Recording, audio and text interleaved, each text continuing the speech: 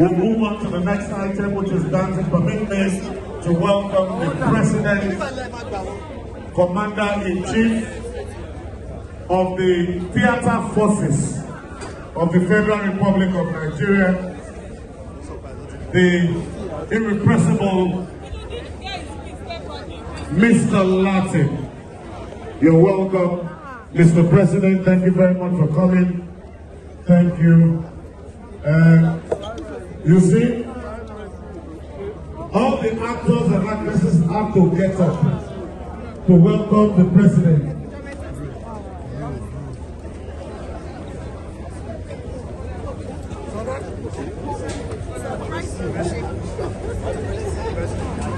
Are we still confirmed? Mr. President, please, once you sit, we'll continue with the program. Or every other person is jealous of the theatre industry now. Even those from the villa are jealous because our own president is here. Mr. President, sir, you're welcome, sir. The contract you promised me, I'm still waiting for it. That's how I met one girl a long time ago. She told me my father is a minister. Like, I was very happy. People should post in yellow bagger. Inu meeting do bagger. I kept telling her, when am I meeting your father? When am I meeting your father? She now told me one day, Daddy said you should come next week Thursday. On that Thursday, I took about 25 proposals to meet the father. When I got there, the man was greeting me. I noticed he was praying. I will greet him. He will say, God bless you. I said, Daddy, every God bless you. Your daughter told me you are a minister. See, this proposal is for energy. This proposal is for entertainment. This proposal is for finance. This is a story. Why did you bring so many proposals? Okay? Baba, we die here. He said, but I don't understand. I said, you understand now? She said, you're a minister. I said, oh, my brother, sorry. I'm a minister of God. Not a, that was the day I left the girl. I left the girl straight. All bad now. All bad.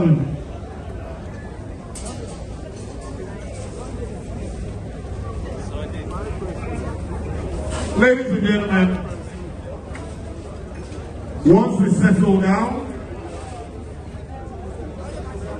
I know the women will clap now. Clap for yourselves, children. The best songs in the world are for mothers. Am I right or right? But it depends on where you live. If you live in Banana Island, it is who sat and watched my intern when sleeping on. I'm the only one from Banana Island here. And tears of sweet affection, tears. My mother. She lives in Banana Island, so she said, my mother. No mother. No mother. Yes, so. If you live in Surulere, where are my Surulere people? The song is simple. Iya mi wúrà iyebiye kókóró jìnjìnjì tí akọ́lé kókóró jìnjìnjì. Ó lóyún mi fóṣù mẹ́ta. Mi ò gbọ́. Ó pa mí fájú mẹ́ta. Ìyá mi wúrà iyebiye tí akọ́lé fowó rà. Before we move further, permit me to welcome my boss. Whenever she tells me jump, I ask her, how high do you want me to jump? If she tells me to bend down, I ask her, how low do you want me to go? The Honorable Commissioner for Tourism, Arts and Culture of the Center of Excellence and State of Aquatic Splendor, the beautiful, charming, and intelligent Toke Ensign, Awo Yin Ka. God bless you. Thank you very much for coming. But if you live in Mushi, does anybody live in Mushi here? My neighbors are here. Ìyá mi o. Ìyá tó ń pè ní mo sí skimọ̀. live in Ajebule, there's only one song. If you see my mama, tell am say oh, I can't forget to. Prof, she knows the song. Keep your phone. Okay, I'm just telling you. If anybody sitting next to you knows that song, keep your phone. But is there anybody from Ibadan here? Anybody from Ibadan? Ibadan, give me so. You don't let fire, not from Ibadan. Kill a video. And a killer in yellow.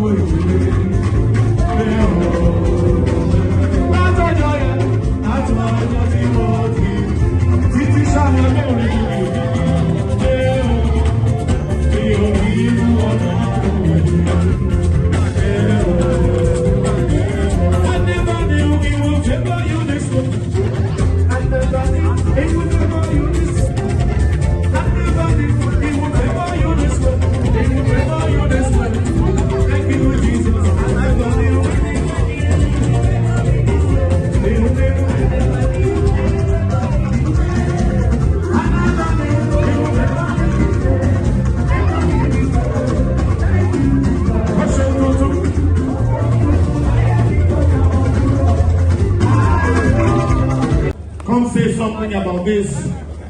Okay, so my brother, who Mama has directed to, yes, Mama from heaven has directed him to tell Ashwaju to make me the honorable minister for finance. Me ò fẹ́ wàhálà petroleum. Me ò lè má tepo. No.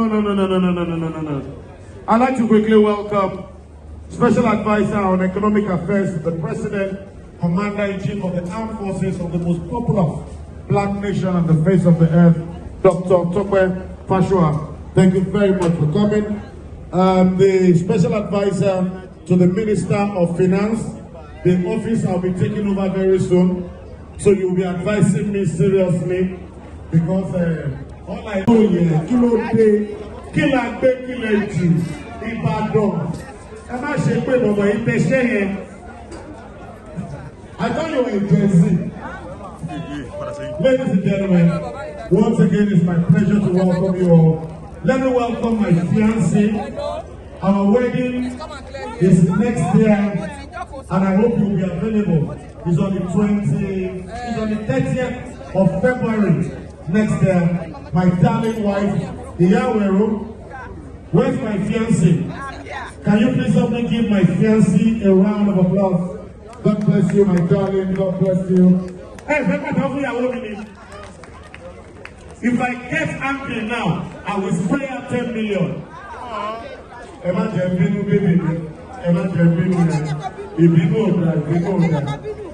Ladies and gentlemen, we'll take one or two goodwill messages for Mama. A few prayers for the children. If you are interested in the microphone, please signify. Love you, Mama. Love you, Mom.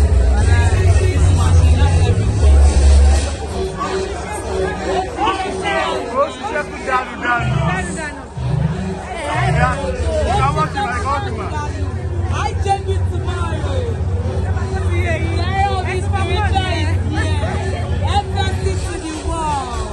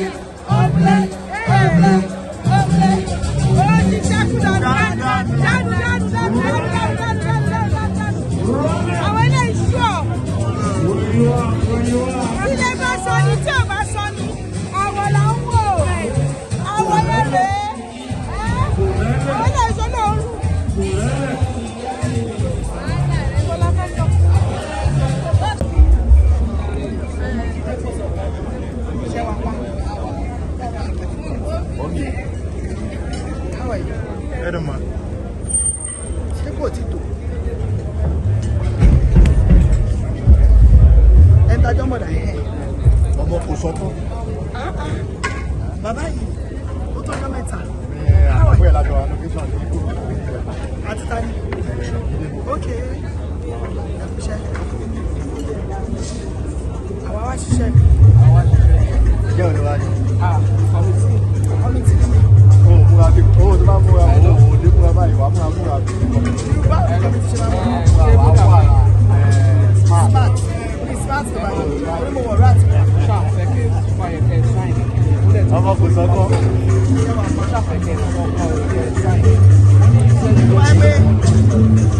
Tó bá jẹ́ pé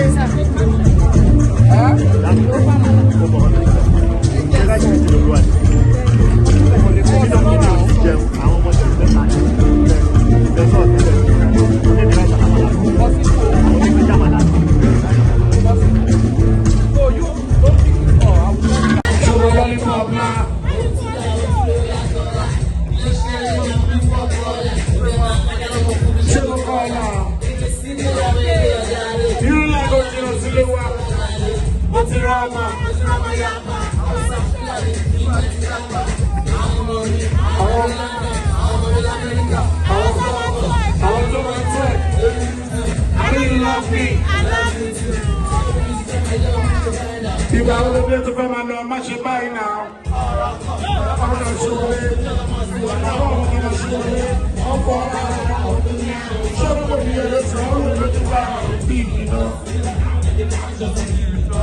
àlọ́ àlẹ́nu àdé ẹ̀mọ́yọ́ àjà ayé orí ìwà kọ́dẹ̀ ẹ̀kọ́yọ́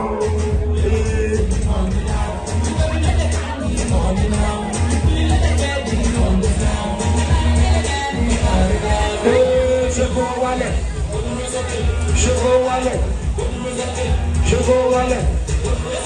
It's a read.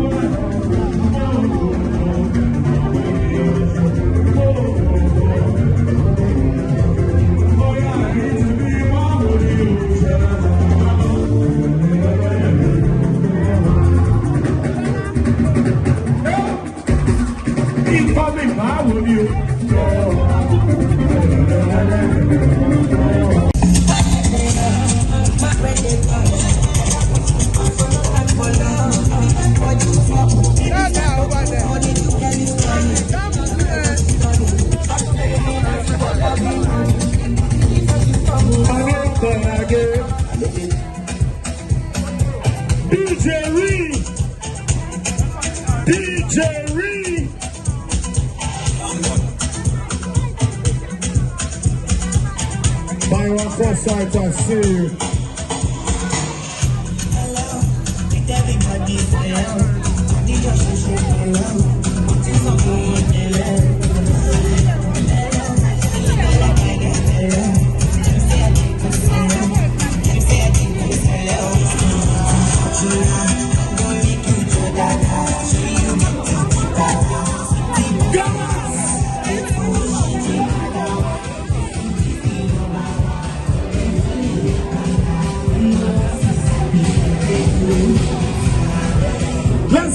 Let's go. Hey, let's go. Sabi. Let's go.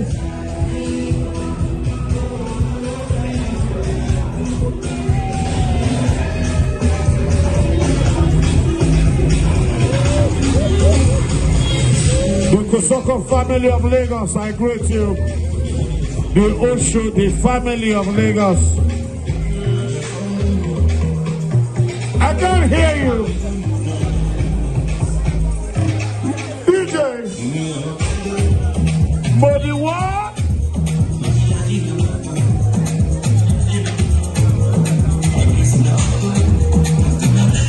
Agarawu.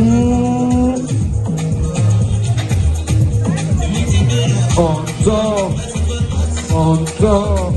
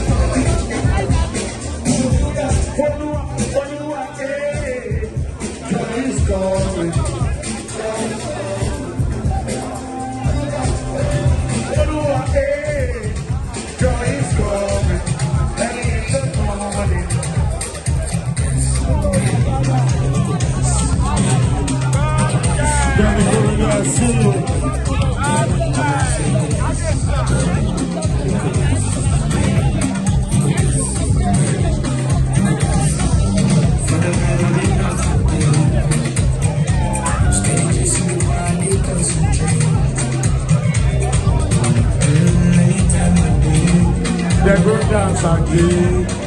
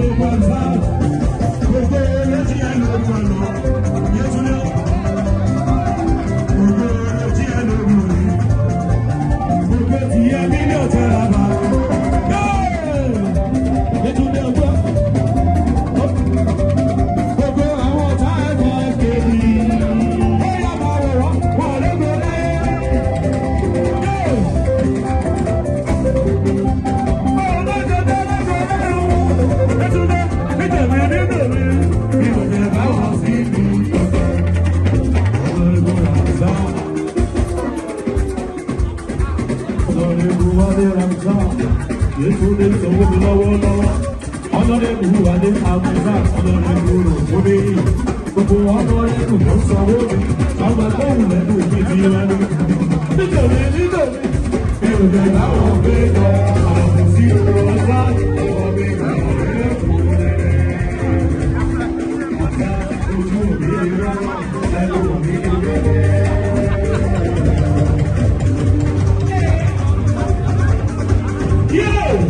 Ojú òbí ni lọ́rọ̀, ẹnu òbí ni lọ́rọ̀. Wọ́n ní wọ́n ẹ̀dílẹ̀ ní gbogbo wa ló kẹ́rọ̀ àtọ̀mọ̀. Gbogbo wa ló kẹ́rọ̀ òwe.